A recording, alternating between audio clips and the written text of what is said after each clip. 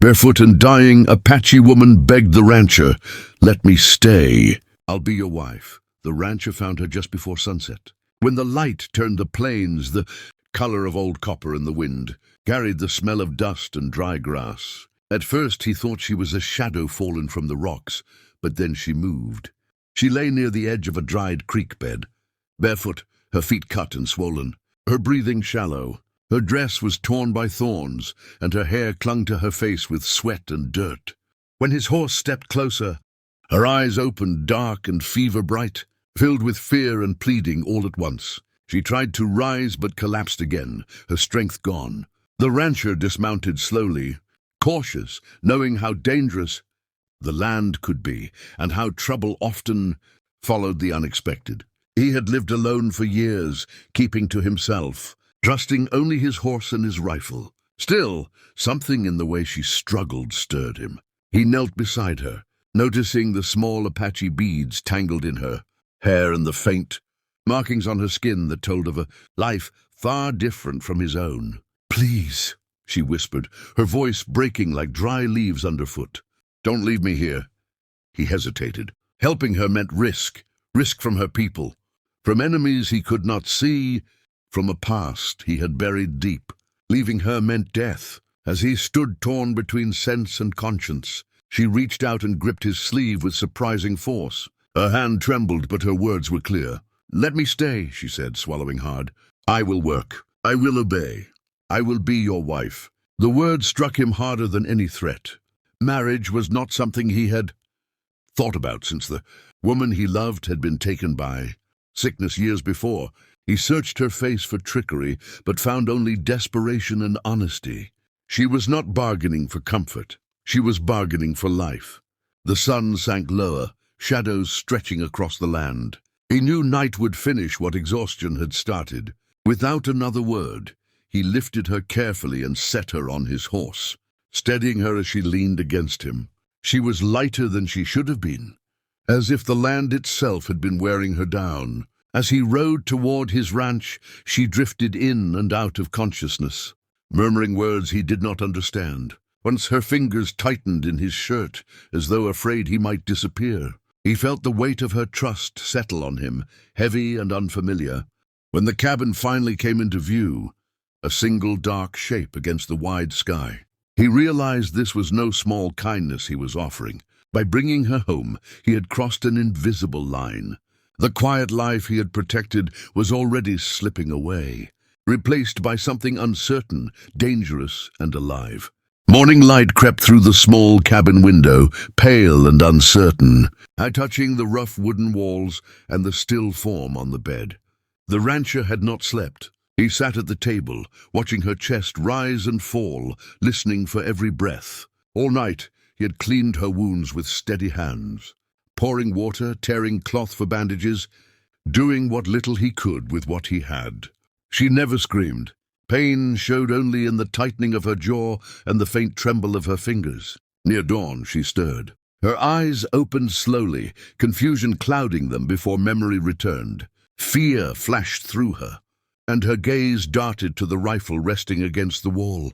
She tried to sit up but winced, the effort too much. "You're safe," he said quietly, his voice rough from the long night. "Don't move."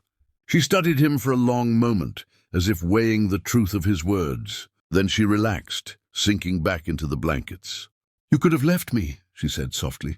"Most would have." He shrugged, uncomfortable with praise. Didn't seem right. Silence settled between them, thick but not hostile. Outside, the wind moved through the grass, carrying the sound of distant life. She turned her head slightly, staring at the ceiling beams. "They will look for me," she said at last. "My people, and others." He met her eyes. "Why?" She hesitated, then spoke with care. "I was promised in trade, not by my choice." Her fingers curled into the blanket. "I ran before the ceremony. They will say I brought shame." He absorbed her words without comment.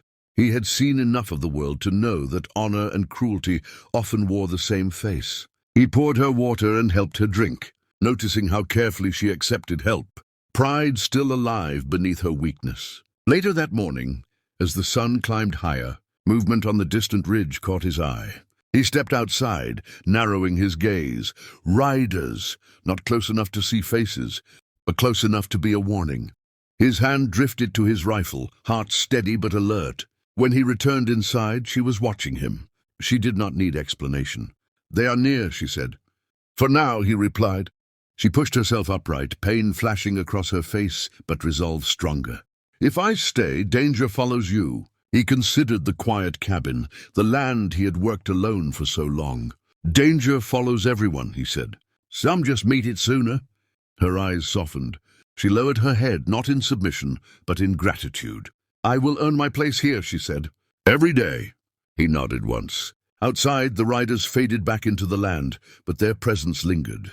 The ranch was no longer just his refuge. It had become a shelter for a woman who refused to be owned, and for a man who had chosen, despite the cost, not to turn away. The days that followed settled into a quiet rhythm, one built from caution, shared work, and unspoken understanding. Her strength returned slowly, but her will had never been broken. At dawn, she insisted on rising, ignoring the pain that still lived in her feet. The rancher protested once, then stopped. He saw that working gave her dignity, not burden. She swept the cabin, cooked over the fire, and learned the names of his animals, speaking them softly as if they were old friends. They spoke little at first.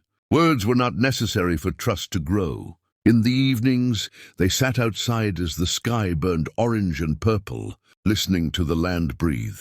Sometimes she told him fragments of her life, of rivers she had crossed as a child, of songs her mother sang when the world felt kind. He listened without interrupting, feeling parts of his own past stir, memories he had long locked away. One night she sang. The melody was low and steady, carrying sorrow and strength in equal measure. It drifted across the open plains, and for the first time in years, the rancher felt something loosen inside his chest. Loneliness, once familiar as his shadow, began to lose its hold. But peace never lasted long on the frontier. Near sunset on the 7th day, he saw dust rising on the horizon. Riders again, this time closer. He counted them, his jaw tightening. When she noticed his stillness, she followed his gaze and understood at once. "They will not stop," she said quietly. "They believe I belong to them." He turned to her. "You belong to no one." She met his eyes, surprised by the certainty in his voice.